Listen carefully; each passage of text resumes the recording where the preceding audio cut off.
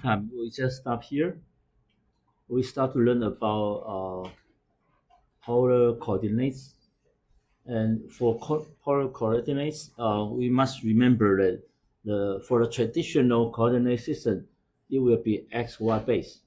But for the polar coordinate system, it will be r, theta base.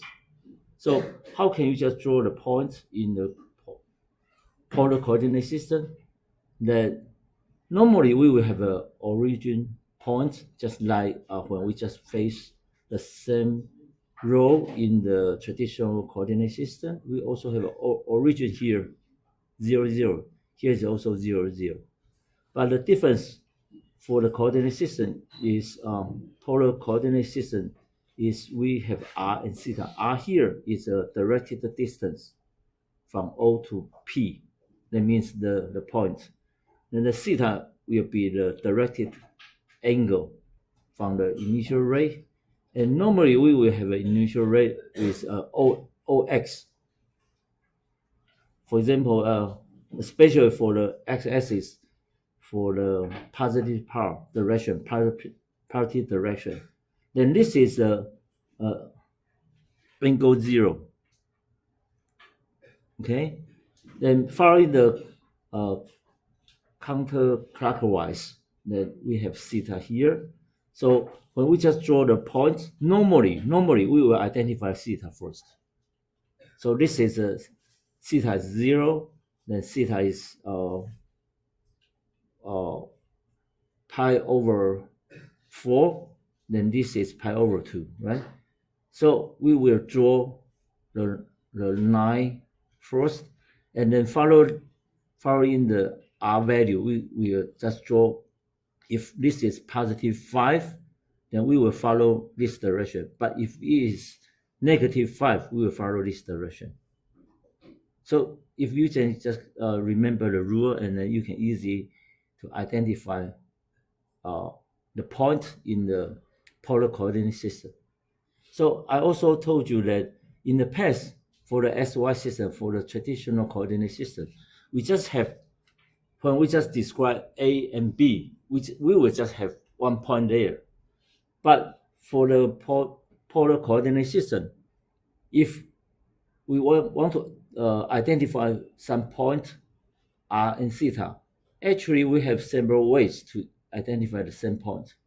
So for example, we can say r theta as r comma theta plus 2 pi, or we even can theta plus pi. That means the ray will follow this way, but we just add negative sign to the distance, then we can go back to the same point. So you can see there are many different expressions for the same points.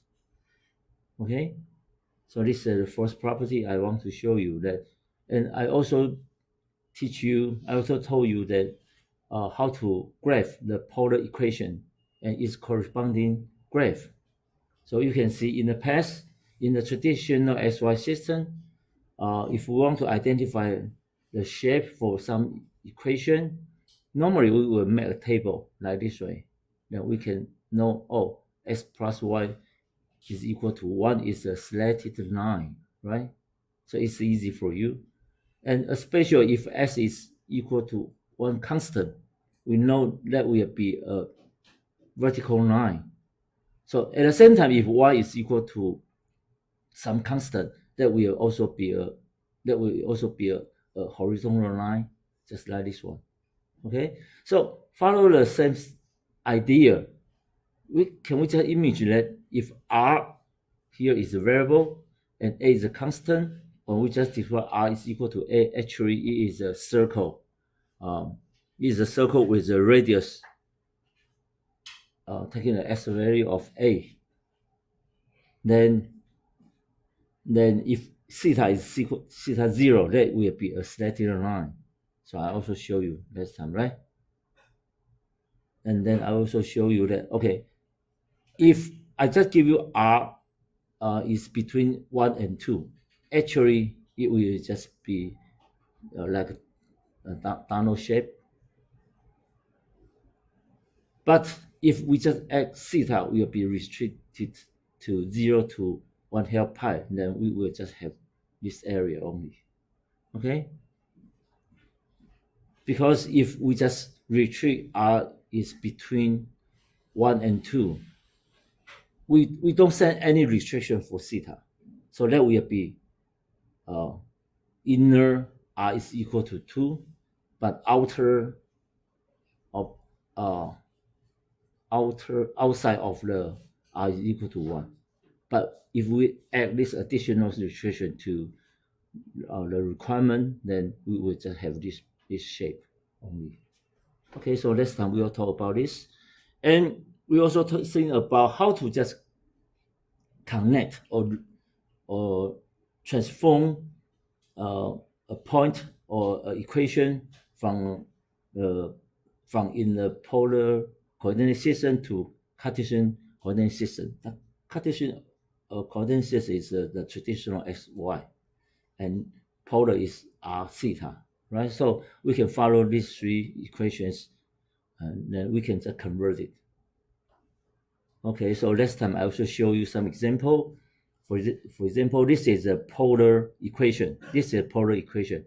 Actually, you can just follow these three properties, then you can finally convert it into this line.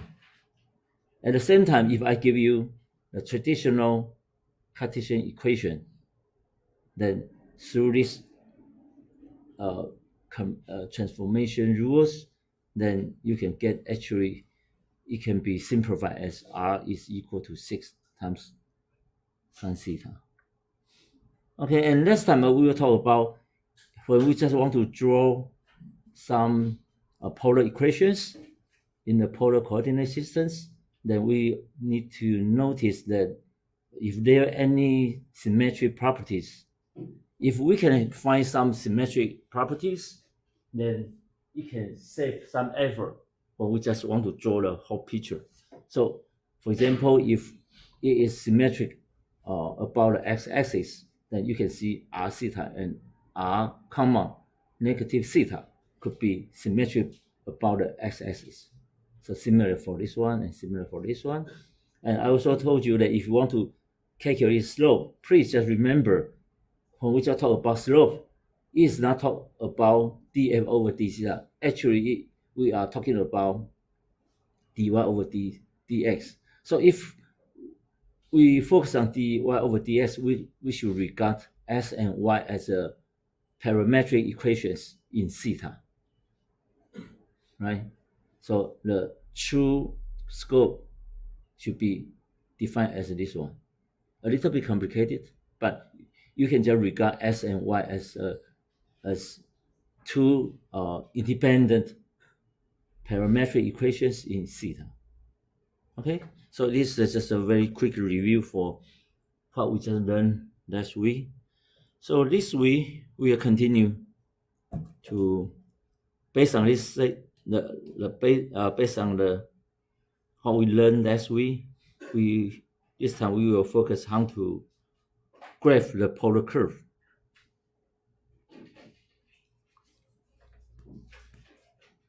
Okay, then we will focus how to graph a polar curve. So right now you already know how to pinpoint the r theta point in the polar coordinate system.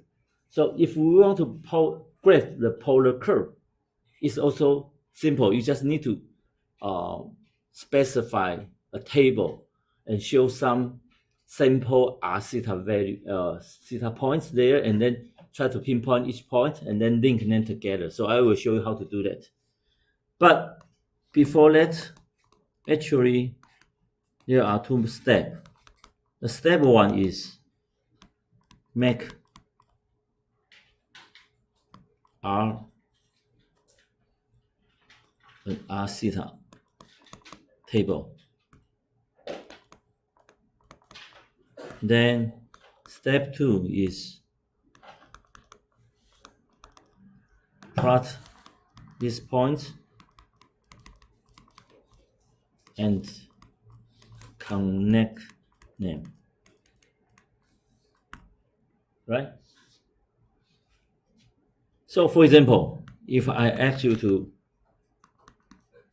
plot the cardioid,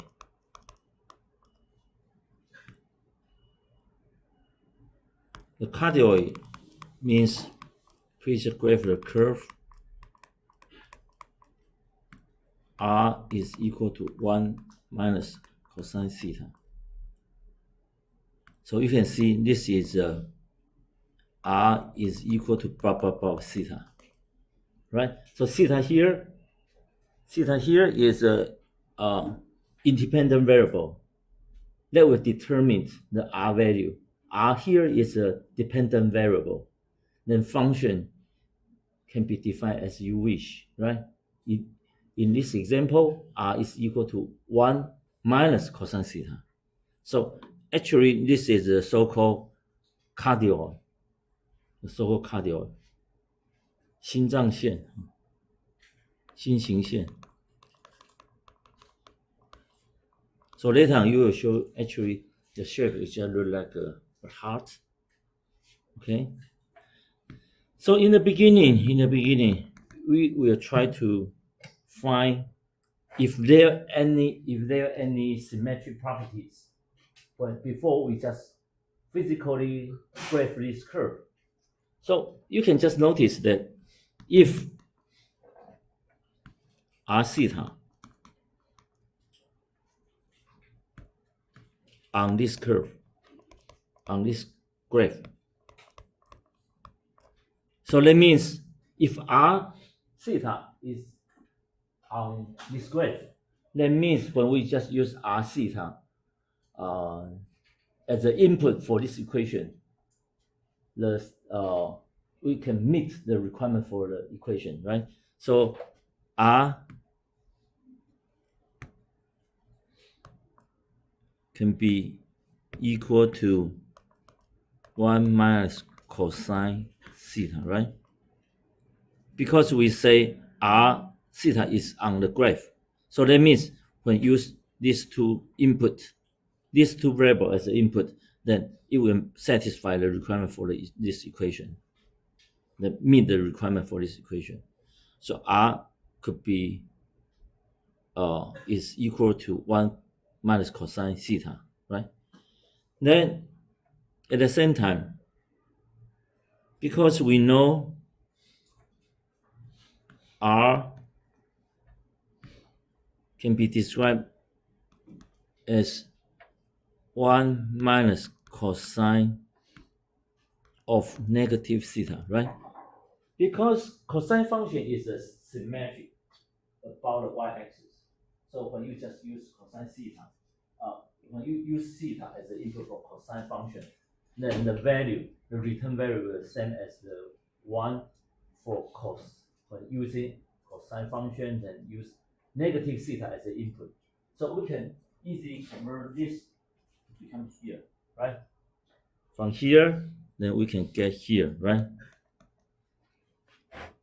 So that means you can see if we can make R and negative theta satisfy the requirement for this equation, so we can also conclude that R common negative theta is also on the graph.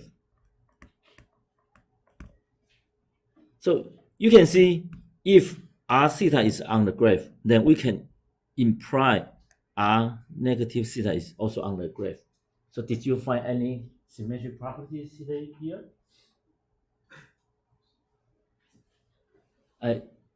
You can see here. If we say if there is a point R theta is another symmetric point about the x-axis, it will be R common negative theta. So right now here we conclude that if R theta is on the graph, we can conclude R common negative theta is also on the graph. So So we can conclude that the curve will be symmetric about the x-axis, right? So we can say the curve is symmetric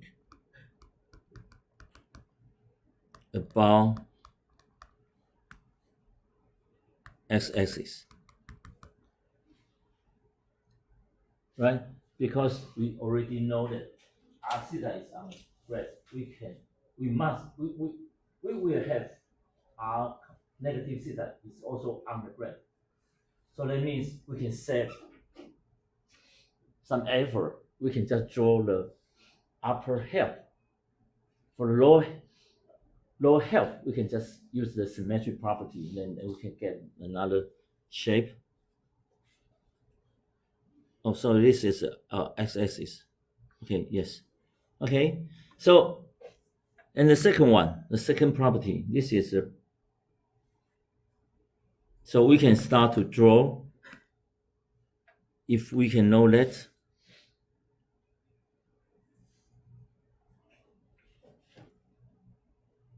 if we can know this property, we can just graph the upper half. So as theta increase from 0 to pi. So in the past, originally, actually we should plot as theta from 0 to 2 pi, right?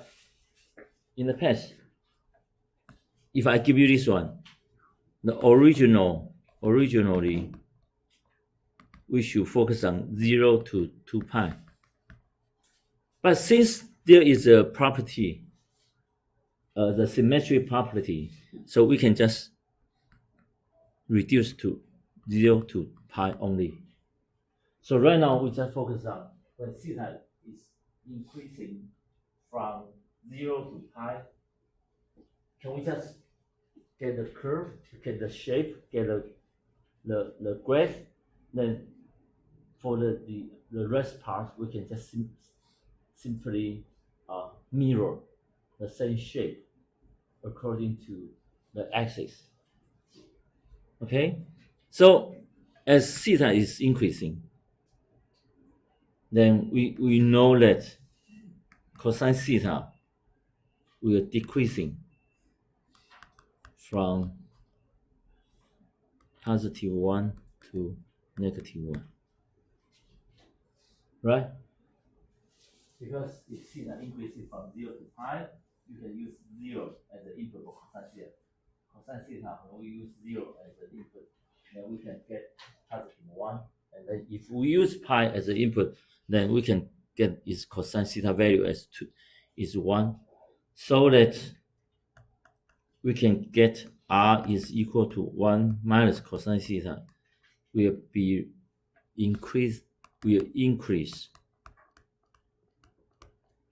from 0 to 2.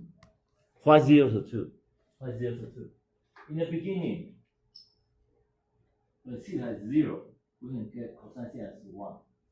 If cosine theta 1, r is equal 1 minus cosine theta will be 0, right? So to other extreme case, if theta is high, then we can get cosine theta as negative 1.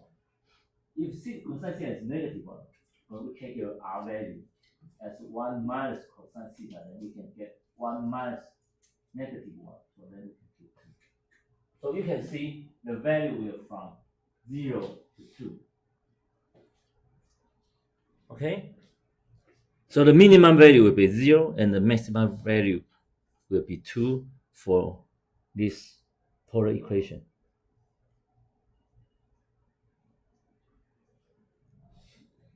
Okay, so then we can start to make the table. We can start to make a table that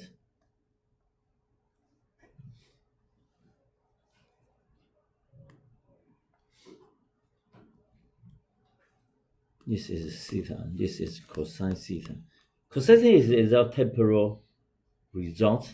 Then finally, our targets are is equal to 1 minus cosine theta, right? So maybe in the beginning, we can just pick some points like theta is 0, theta is pi over 3, theta is pi over 2, then theta will be 2/3 pi, or finally is pi. So if we don't have the symmetric property, we need to continue to illustrate more points after pi. But since we already have the symmetric property, we can just stop here. Then just use the to just use its symmetric property, then we can get another part. Okay, so this is the first one. And then we know cosine 0 is 1. Cosine of pi over 3 is 1/2. Then cosine theta, when theta is 1/2 pi, it will be 0, then negative 1/2, then negative 1. Okay? Then if we calculate, it will be 0, 1/2, 1, 3 over 2, then 2. I think it is easy for you to make this table. But actually, we just focus on these two tuples, right? As I say, cosine theta is just a temporal result. Our target is to get the value of r, which is 1 minus cosine theta. So you should see this is a pair. This is a pair. This is the table, right? This is a table. So we can start to draw this curve. So this is x, this is y. Then we have an origin point here. We have an initial ray here, right? Then we can start to pinpoint this point. Okay, the first point. So the first point, 0, 0. So this will be here. This is the first point, 0, 0, right? About the second point, it will 1/3 pi. 1/3 pi means it's around is 60 degrees, right? So 60 degrees is a 60 degree. So this is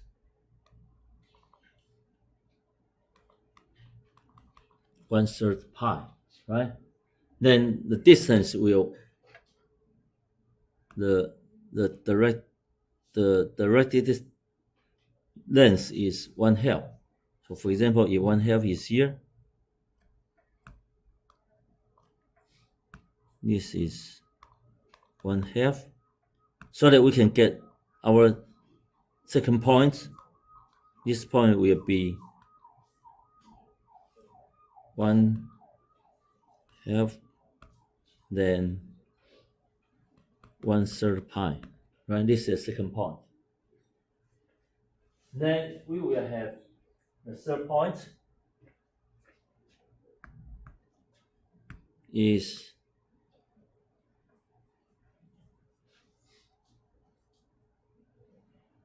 1/2 pi. 1/2 pi means here. 1/2 pi should be here, right? 1/2 pi. This is 1/2 pi, right? Then the distance. Then the distance is 1. So 1 means double the length, right? So actually that is around here. So this is our third point. It will be 1, then 1/2 pi. So similarly, we will have the third point here, then fifth point here. So the fourth point will be 2/3 pi. 2/3 pi is around 120 degree, right? 120 degree. So 120 degree will be here.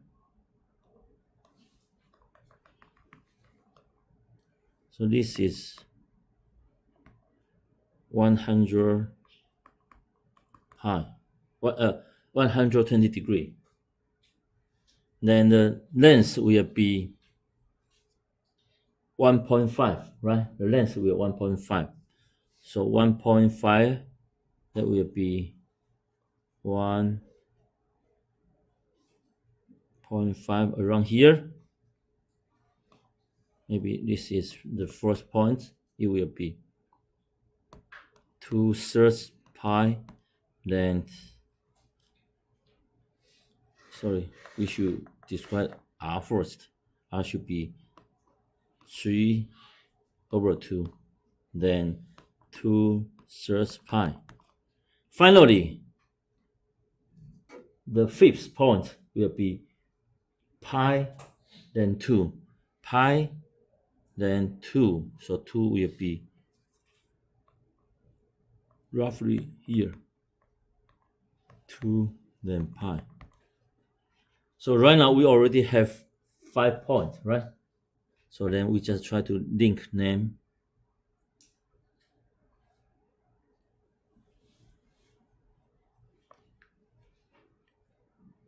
Right?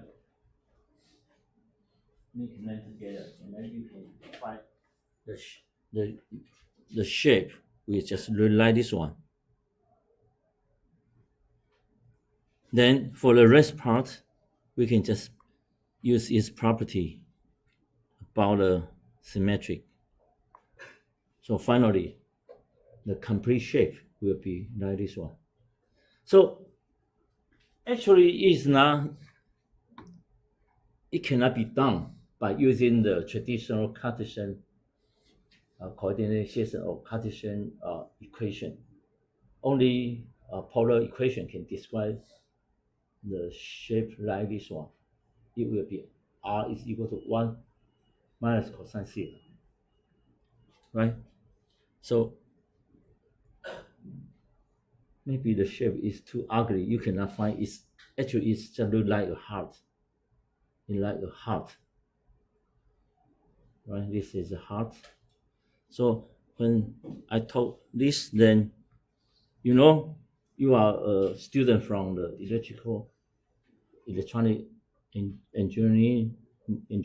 So normally when I just teach students about this shape, in the past, maybe you will say, for example, I love you for your girlfriend. For boy, maybe you just say, I love you to your girlfriend, right? So if you can write something like this one,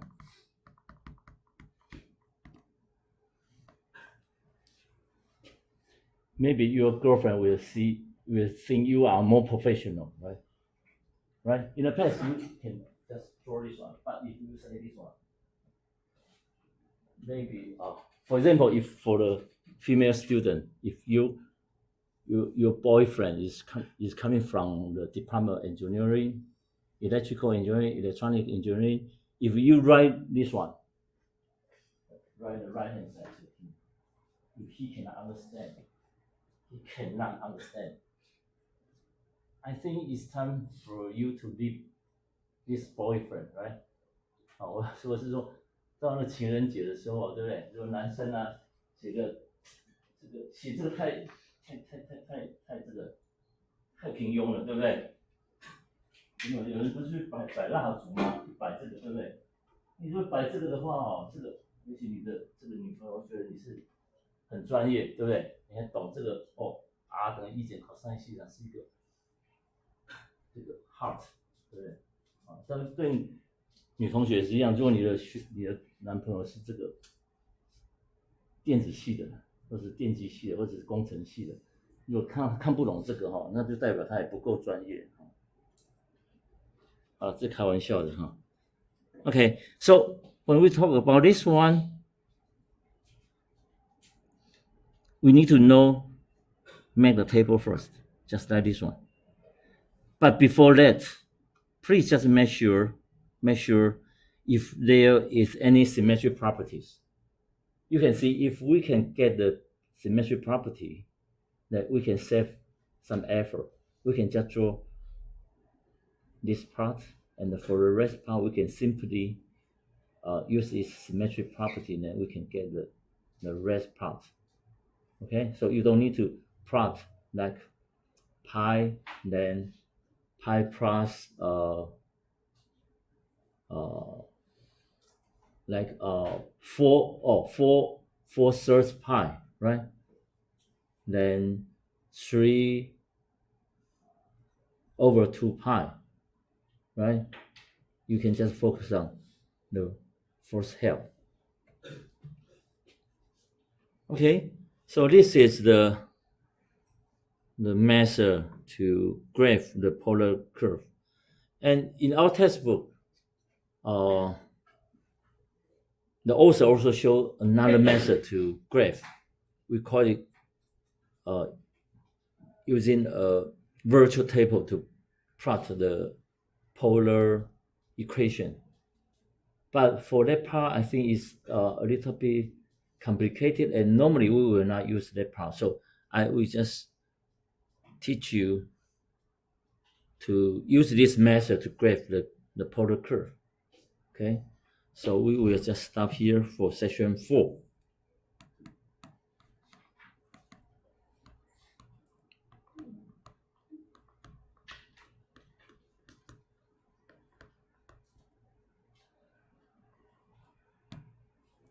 For this session, actually, the skill we need to learn is how to graph the curve when you just were given a polar equation. Because when we just solve the mathematical problem, if we can just draw the curve first, that can give you some confidence in solving this problem, right? But if the curve is a little bit complicated, normally we will also attach the curve for your reference. However, if the equation is very simple, just like this one. So when you go back to home, you can just consider if r is equal to 1 minus sine theta, what will the shape look like, right? So please, you can just go back to home and then try to plot another polar equations. But if the shape is too complicated, we also will attach the figure for your reference. Okay, then we will move to session 5. For session 5, we will talk about the areas and the length in polar coordinates.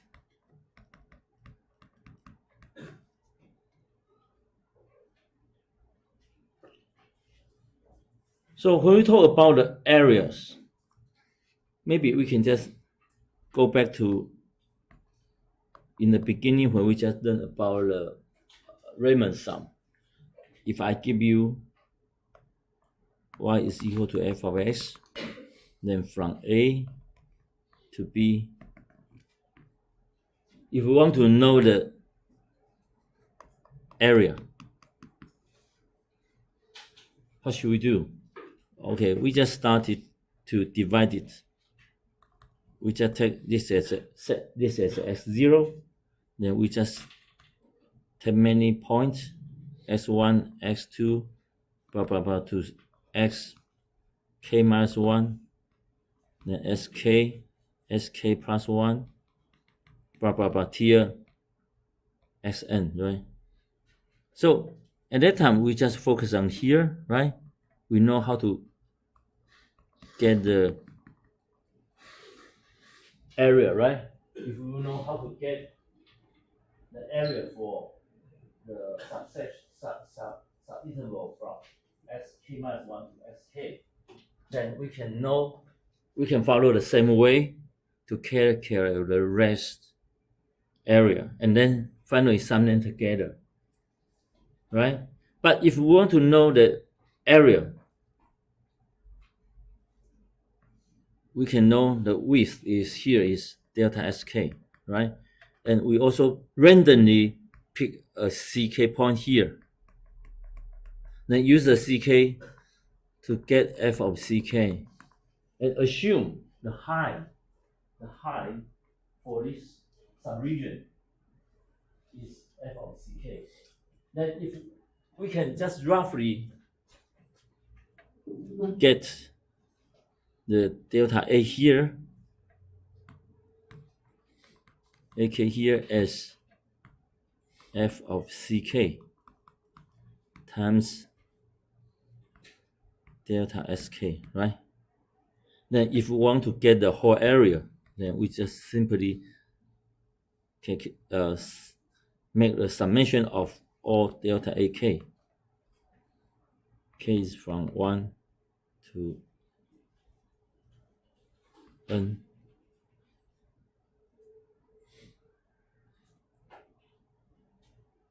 Then finally, as the norm p is upon 0, or we can say n is approaching positive infinity, then we can get the shape as integral f of s ds from a to b, right?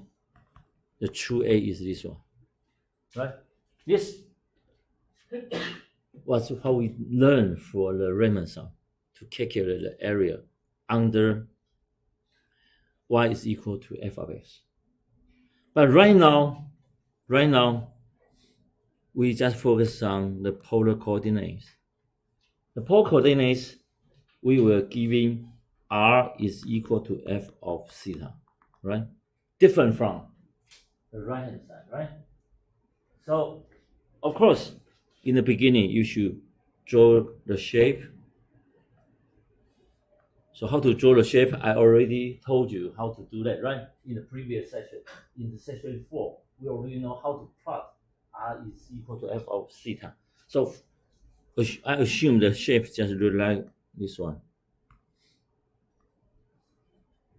This is f is equal to r, f of theta. Then don't forget we have an origin point and we have an initial rate. This is initial rate. Then we have the star angle from theta is alpha. Then stop at somewhere here. Then here theta is beta. So if I want to calculate the whole area for this part, what should we do? We can just follow this idea. Between A and B, we have some point, we have some subsegments. But in the past, the subsegment here is a rectangle. But here, this is a fan-shaped area. So for example, we can divide it into many subpieces. Then especially we just focus on this subregion, right? This region is just like this one, follow the same idea. But for this one, we just partition it on the x-axis. But here, we just partition it from the theta angle. So, for example, if here is delta theta k, right? Then we also can randomly pick a point as f of theta k, then theta k. Then the ak here,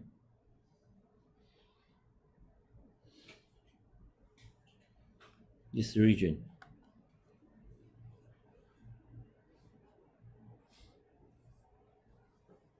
This region AK. Oh, I forgot. Maybe we don't have delta here. It's okay. I just make it consistent. So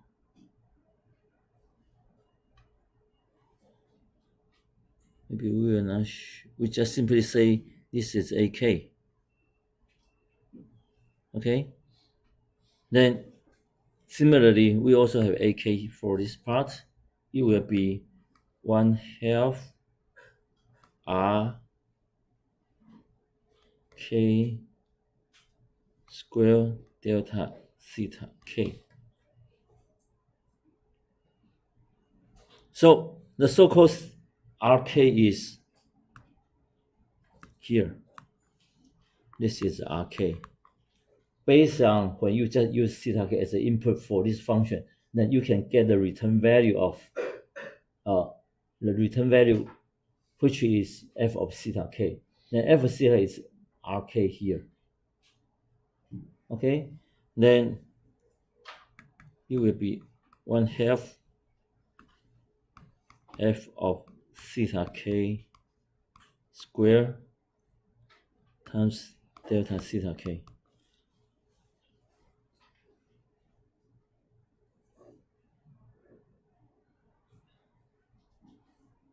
So the whole area will be sigma. K is from 1 to n, 1/2 f of theta K square delta theta K.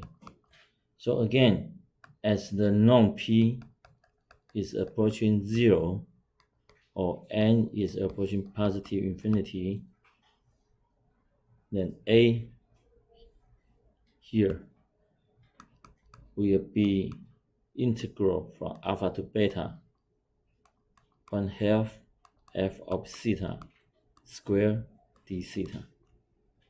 Right? So please just make a comparison between this one and this one. The ideas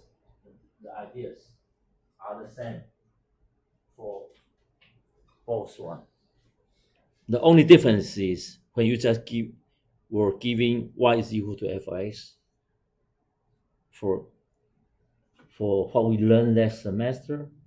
But in this semester, we just learned about the polar equations. You will be given r is equal to f of theta. So the formula will be like this one.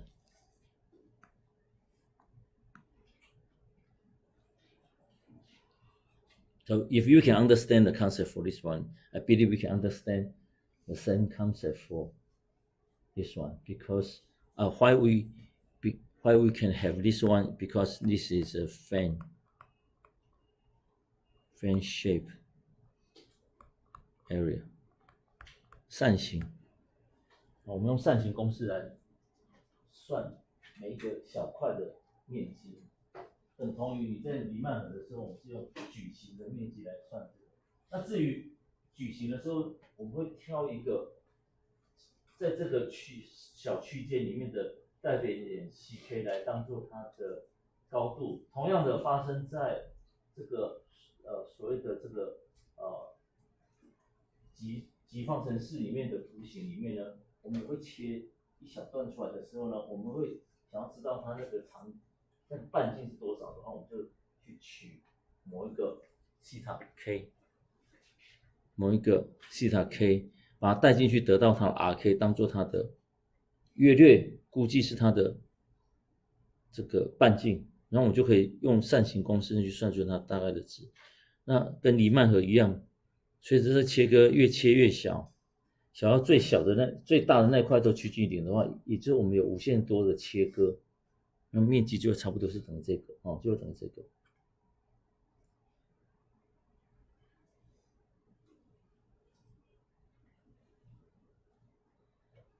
Okay, so this is for one polar equations.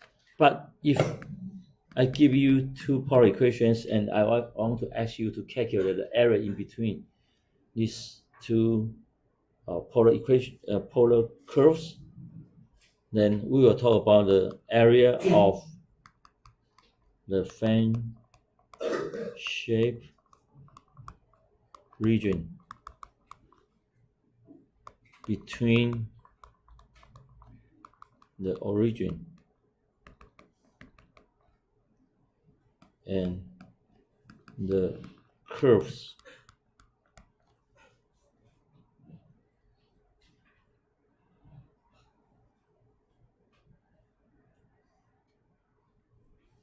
And area region between so maybe I can just show you the formula first. If we just try to calculate the area of the fan shape region between the origin and the curve for the single curve, R is equal to F of theta, and then theta is retrieved from alpha and beta. Then that will be A is equal to this one. Okay? But if we talk about the area,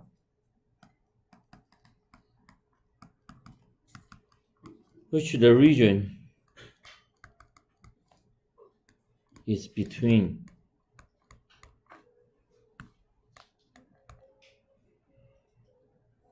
R1 of theta and R2 of theta. That means we have two polar equations. Then alpha also restricted. Theta is also restricted between alpha and beta. Then the A here and A here will become alpha to beta 1/2 R2 of theta square d theta minus alpha to beta 1/2 R1 theta square d theta. So the shape here is just for this one. Then for the outer part, it will be, this is R is equal to R1 theta. This part is R is equal to R2 theta. So you can see if the range, the angle is from alpha to beta, the curve in between will be constrained by this one and also this one. So you can just apply this formula twice, right? If you want to calculate the in between, you can just use this one to get the area first. Subtract this area caused by the second function, second order equation, right? So actually in the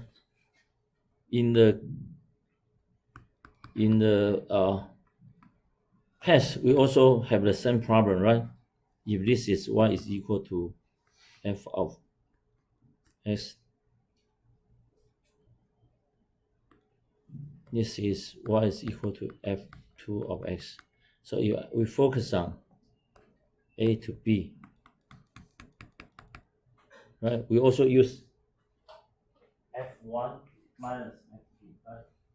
To calculate the area. So when we just face the polar equation, we can just apply the same idea to solve the problem.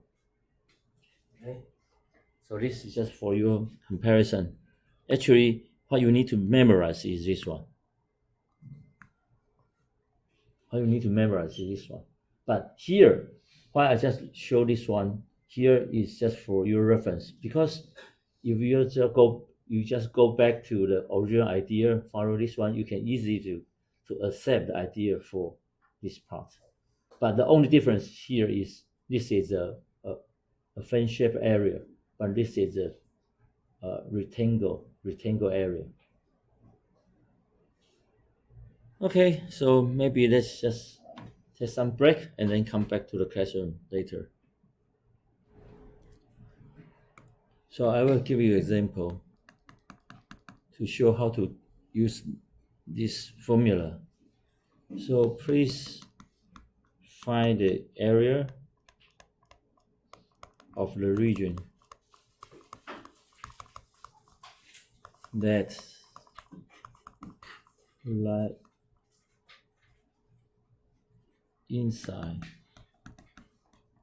the circle as equal to 1 and outside the cardioid r is equal to 1 minus cosine theta. We already know how to graph it, right? And we also know this is a simple circle with the it's a unit circle, right? The radius is r is 1.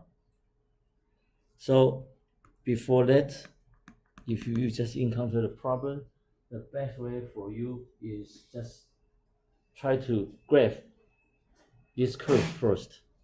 So for example, based on this case,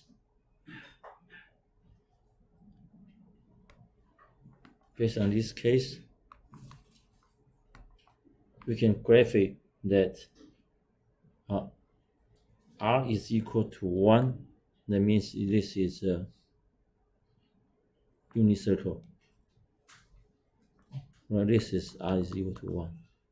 Then when we try to plot r is equal to 1 minus cosine theta is a cardioid. So we already know this curve should be like this one.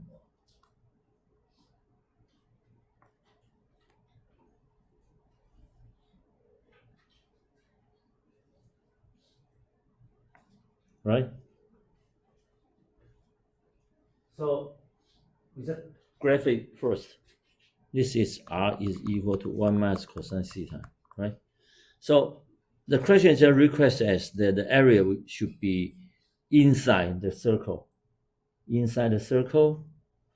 but outside the cardioid. Inside the circle will be here, right? Inside the circle, but outside the cardioid. So the correct region is this one, right? This region just inside the circle, but outside the cardioid. Right? And based on this, what we should do is just formulate this one first. So the area will be integral from blah blah blah to blah blah blah to blah blah blah, right? Then for the if we want to apply this one, we need to make sure what is the outer one, what is the inner one. So the outer one should be here. The inner one should be here, right? So the outer one will be R2 1/2 R2 square minus R1 square. You can just move the common 1/2 out of the calculation. So we can have this one, then d theta, right? So R1 here, R2 here should be 1. Then R1 here should be 1 minus cosine theta, right? Because we can measure who is the outer one. Or here I just use R1 as outer one. This is R1, R2 is inner one. But here is just opposite. It's fine, it's fine. You just notice that I just use different notation. And we still can accept the expression here. Okay, the problem here is how can we just get this to 1? From one limit to the second, the other limit, right? So how can we do that? So we can just use R is equal to 1 and R is equal to 1 minus cosine theta. These 2 points need to simultaneously satisfy these 2 equations, right? If we want to get these 2 points, we need to solve the result for these 2 equations so that we can get 1 is equal to 1 minus cosine theta, so that we can get cosine theta should be 0, right? And cosine theta, when only theta is equal to 1 half pi and negative 1 half pi, we can get the answer as cosine theta is 0. So here will be negative 1 half pi to positive 1 half pi, right? From this point to this point, then focus on this value. But you can see actually this is a symmetric curve. So we also can just simplify as 2 integral from 0 to 1 half pi, still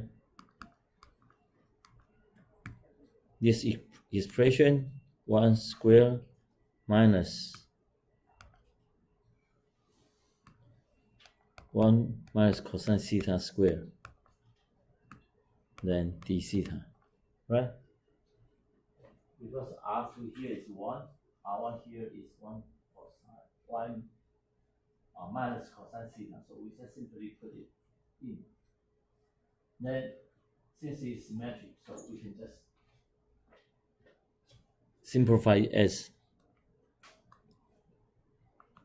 twice, right? This part is same as this one, so we can just focus on here. This is about this part, right? Then times 2, double. Then we can get the whole size. And with this, then 2 can be cancelled, right? Then we just have integral from 0 to 1 half pi. Then 1 minus 1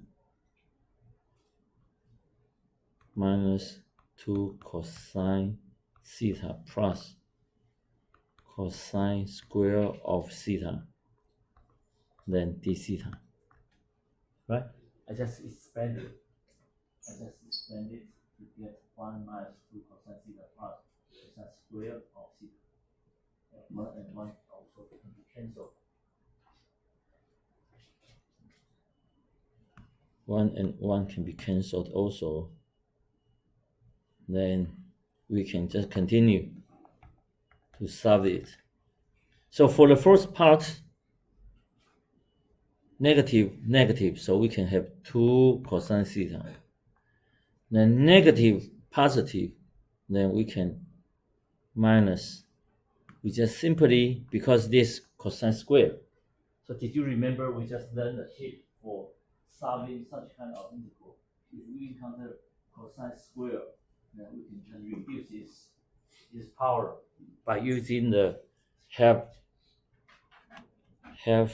angle formula. Then we can have 1 plus cosine to theta,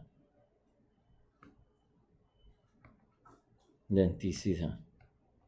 So the left, I think, is solvable by yourself because this is simply cosine theta. This is cosine 2 theta. So it's easy for you to find its antiderivative. This point will be negative sine theta, and this one just notice that there is 2 here. So we need to have some special coefficient to get this antiderivative. But I think it's doable for yourself, and the final result is this one. Okay, so let me just remind you again that here you also need to notice you need to use some tips we just learned in the chapter 8. We also learned some tips for the integration. Okay.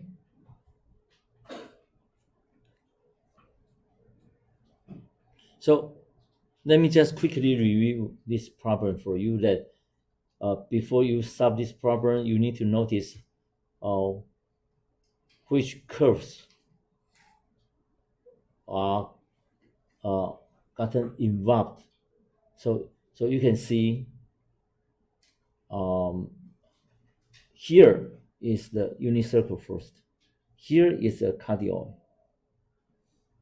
So you need to make sure if you can just plot this curve properly, correctly. Then the second thing for you is you need to formulate the one equation to get the area. So you can see by following this one, you can get the expression like this one. So the second problem is you need to make sure who is the outer one, who is the inner one. Okay? And the third problem is you need to make sure the integration limits. So how to get this one? You need to solve these two equations simultaneously and get the answer is these two theta values. So this is the one limit, this is the other one. But due to it, we can get its symmetric property, so we can just reduce the calculation from -2 1/2 pi to +1/2 pi. Then the last one is try to use the techniques you learned in chapter 8 to solve the integration problem.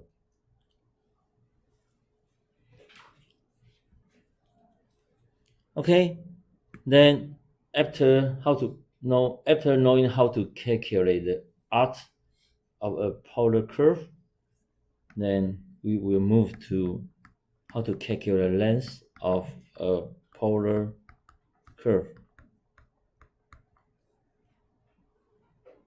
So if r is equal to f of theta has a continuous first derivative, so that means after differentiate this equation, we still can get a continuous derivative. And for the range for theta is alpha to beta. And here P r theta, that means each point just trace the curve r is equal to f of theta exactly once.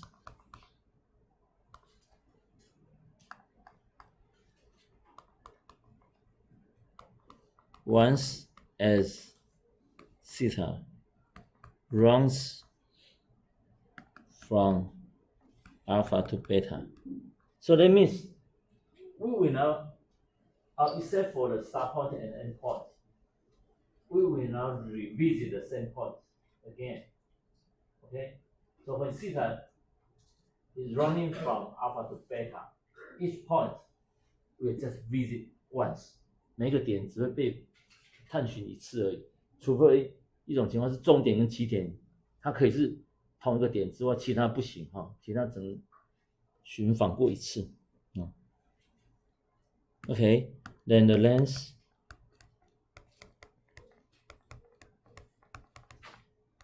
of the curve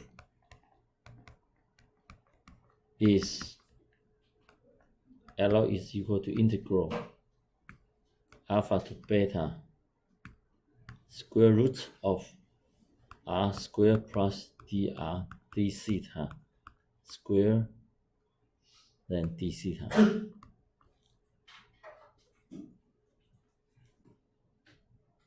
So how can we just get the formula? So just think about that. If this is r is equal to f of theta, then the start angle is alpha here. Then the end point is beta here. Can you just calculate the length from the alpha, f of alpha, to f of beta, then beta? Can you just calculate the length? The answer will be here. Okay, so this is the purpose. And just remember to memorize it. But before that, maybe I can just slightly prove why we can get the answer. Let me show you. Because L is equal to integral from alpha to beta square root of ds over d theta square plus dy over d theta square then d theta. Did you remember? I also told you that here s and y you can regard it as a parametric equations. S and y here you can regard it as s y is equal to r cosine theta, r of theta, sorry, r of theta times cosine theta, r of theta times sine theta, right? Did you remember? So you can regard this as a parametric equations in theta, right? So this is a parametric equation. This formula comes from this formula comes from we learned about the parametric equation. So as I told you, polar equation is just like you can regard it as a special case for parametric equation, because you can regard x and y as two parametric equation in theta instead of t. In the past, maybe we just said blah blah blah t, blah blah blah blah blah blah t as f of t, blah blah t as g of t, right? But here, just follow the polar equation. We can get the result just like I show you, two parametric equations. So based on this, we also know the equation when we just learn the arc length for the parametric equations. So then, as I show you that we just regard s is as blah blah blah s of t, y is blah blah blah of t as y of theta, right? So based on this, we can get ds over d theta as dr over d theta times cosine t theta plus r d theta d cosine theta d theta, right? So we can get this is dr d theta over d theta cosine theta plus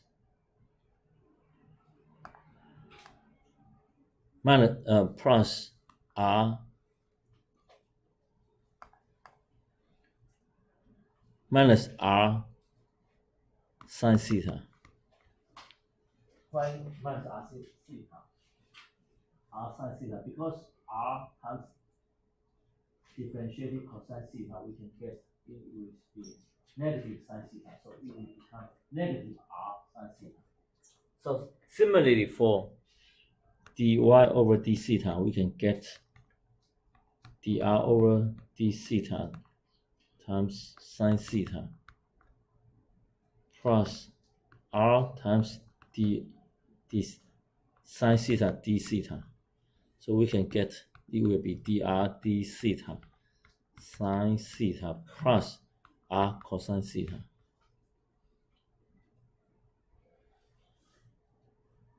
So after, okay, maybe it looks, these two equations look a little bit complicated, but you can see dx over d theta could be, let me show you. This part will be here, right? This part will be here. So these two terms, we will take this square's value. So after we take this square, then we have we can cancel the common term. So let me show you.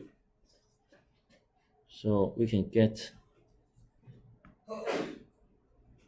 integral alpha to beta square root, very long, right? dr d theta cosine theta minus r sine theta r sine theta square plus dr d theta sine theta plus r cosine theta square. So it will be alpha to beta square root dr d theta square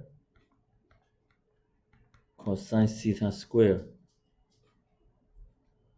minus 2 dr d theta cosine theta r sine theta plus r sine theta square sine square theta, right? For this part. Then for the second part, we can get dr d theta square sine square theta plus 2 dr d theta sine theta r cosine theta plus r square cosine square theta. Very lengthy, but you can see these two terms are the same in the middle. This term and this term can be cancelled, right? So you can see this term and this term are the same. One is positive, one is negative, so we can cancel it. And finally, you can see we also can put this together. And we can put these two terms together. And we also can put these two terms together. Did you notice that? These two terms, we have a common term for this part. But cosine square theta plus sine square theta, so it will be 1, right? So we will just have this left. So similarly for this one, r square sine square theta plus r square cosine square theta. You can see r square is also a common term. Sine square plus cosine square is also 1, right? So finally, we just have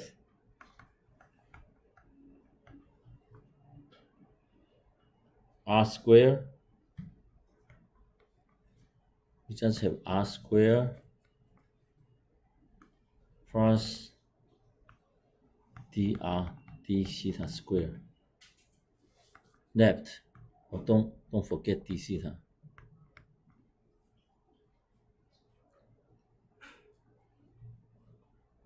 Okay, so if you cannot memorize it, it's not fine. But at least you need to memorize this one. At least you need to memorize the formula.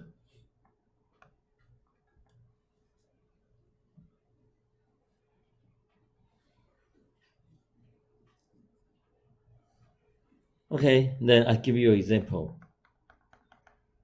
Please find the length of the cardioid. R is equal to 1 minus cosine theta. So this time we are trying to get the length for the cardioid. So did you still remember what is the cardioid? Let me show you again. The cardioid will be like this, right? So the theta will ranging from 0 to 2 pi. Right? So based on this curve, we can notice that P of R theta, any point here, this is P R of theta. We will just trace the curve once, right? Except for the start point or the end point. They are the same point. Otherwise, for each point, it just trace once. Okay? So it meet the requirement for this one, right? It meets the requirement for this one. We just visit the point once. As theta runs from 0 to 2 pi. Here theta is 0. But here also theta is equal to 2 pi. So let's visit. When our theta value change, the point also change. Here is pi, then here is more than pi, then here is 3 over 2 pi, then here is 2 pi. Okay? Then we just go for this formula. So L should be integral from 0 to 2 pi, then square root of R squared plus dr d theta square d theta, where we know that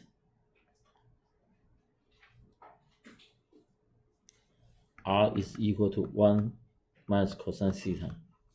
So of course dr over d theta, it will be sine theta, right? Because we just get this whole equation, R is equal to 1 minus cosine theta. So of course we can get dr over d theta is differentiated is 0, which is negative sine theta. And with this additional negative sign here, so we can get this is a sine theta. So based on this, we can continue to get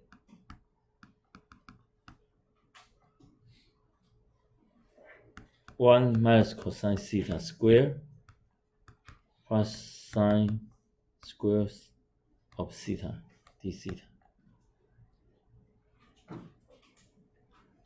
Then we can get, we just expand it, we can get 1 minus 2 cosine theta plus cosine square of theta plus sine square of theta d theta, right?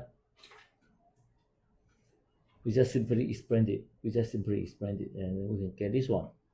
Then we just put these two terms together, and we can get this is 1, right? So that we will have integral from 0 to 2 pi square root of 2 minus 2 cosine theta, then d theta.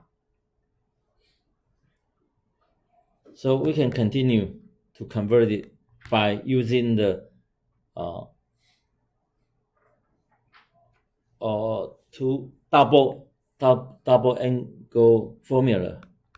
So it will be 2 times 1 minus cosine theta, then d theta, right? So you should regard this one as 2 times 1/2 theta. Because this one, we try to remove this one. We will try to remove this one. So we should try to use the double angle, not half angle, so that we can get integral from 0 to 2 pi 2 times 1 minus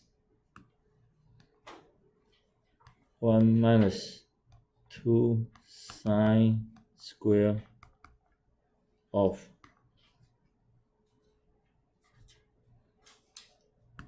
2 half theta. I should use white. Then d theta. So you can see that here 1 and 1 can be cancelled. Then finally we will encounter the integral from 0 to 2 pi square root of 4 sine square half theta, then d theta, right? So we can get integral from 2 pi. Then we just move the 4 outside. Because this is 4, we can move it out of square root, and then we can get 2 here. Then supposedly we should have sine to help theta, then taking its absolute value, then d theta, right? However, if theta is ranging from 0 to 2 pi, so you can notice that here, since theta is ranging from 0 to 2 pi, so we can see 1/2 theta is ranging from 0 to pi. So when we have sine from 0 to pi, then we can just remove it, right? We can just remove it.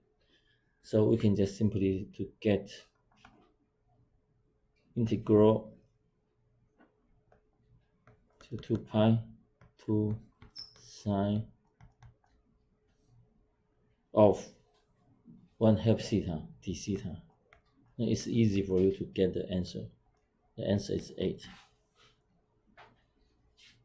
So today we know many things about the cardioid, right? For the cardioid, we know its length. We know its shape. We know its shape just like this, right? We know if we can just use it as a condition to calculate the restricted area. And especially based on this, we know the total length from its starting point to the end point. The total length is 8.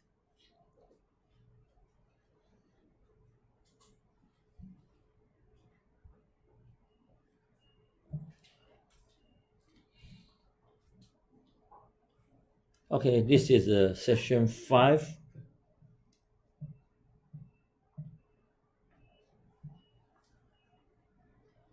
This is section 5.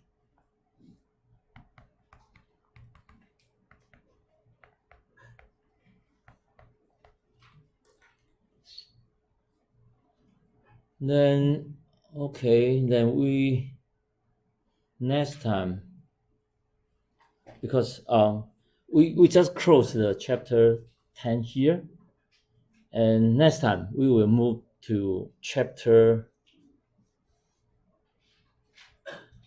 suppose it should be 13 for the partial derivative.